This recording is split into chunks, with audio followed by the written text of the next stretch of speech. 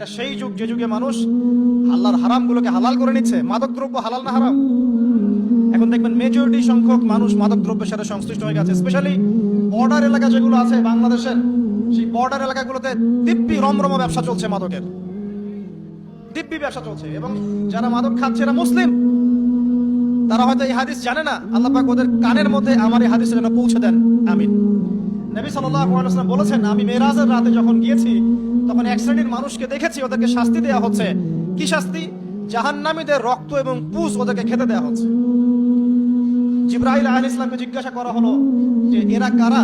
তিনি বলেন, এরা আপনার উম্মতের সেই সব ব্যক্তি যারা মাদক দ্রব্য সেবন করত। আল্লাহ রাব্বুল আলামিন তার হাবিবের মাধ্যমে জানিয়েছেন, যখন কোনো মুসলিম মাদক সেবন করে বা কোনো ব্যক্তি মাদক সেবন করে তখন 40 দিন তার নামাজ কবুল হয় না। এরপর যদি সে তওবা করে তাহলে আল্লাহ পাক তার তওবা কবুল করবেন ইনশাআল্লাহ। যদি সে আবারও মাদক খায় তওবা করার পর, আবার 40 দিন তার নামাজ কবুল হবে না।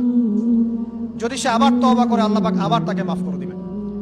যদি সে আবারও মাদক খায় আবার 40 দিন তার নামাজ কবুল হবে না। তারপর যদি আবার তওবা করে আবার আল্লাহ তাকে মাফ করে দিবেন।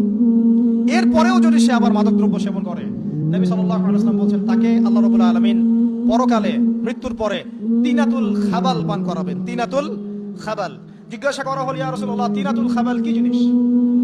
নবী সাল্লাল্লাহু আলাইহি ওয়াসাল্লাম উত্তর দিচ্ছেন, এটা হচ্ছে জাহান্নামীদের রক্ত, মাংস, এগুলো পুড়ে পচে যে রসটা বের হবে, এটা হচ্ছে তিনাতুল খাবাল। এই যে দুনিয়াতে যারা ওয়াইন খাচ্ছে, শ্যাম্পেইন, ওয়াইন, বিয়ার, তারপরে যে কি ভোদকা, হ্যাঁ, গাঁজা, হেরোইন, ফেন্সিডিল, ইয়াবা, একটা বিষয় শোনেন, কি কারণে আপনি সেখানে যাচ্ছেন?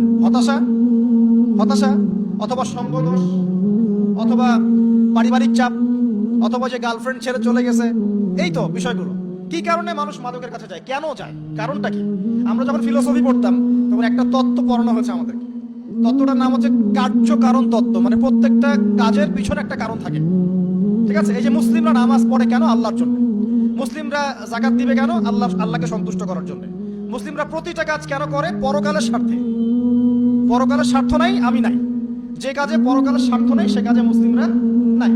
তাই প্রতিটা কাজের পিছনে একটা কারণ থাকে। দেখবেন কেন সে সুদ খাচ্ছে? তার পরিবারের স্বার্থে। কেন সে ঘুষ নিল? তার ছেলে মেয়ের উন্নয়নের জন্য। কেন সে দুর্নীতি করছে? বিকজ সম্পত্তি অর্জন করে সে তার ভবিষ্যৎ প্রজন্মকে সিকিউর করতে চায়। কেন সে মাদক খেলো? ওই যে গার্লফ্রেন্ড ছেড়ে চলে গেছে তাই। কেন মাদক খেলো? ওই যে এক বন্ধু মাদক খায়, সে ডাকছে, আয় একটা টান দে, সঙ্গদোষ। কেন সে মাদক খেলো? পরিবারের চাপ, হতাশা। কেন মাদক খাচ্ছে? চাকরি পায় না, বেকার, মাদক খাচ্ছে। মানে মেন্টাল চাপগুলো নিতে পারছে না, সে মাদক খাচ্ছে।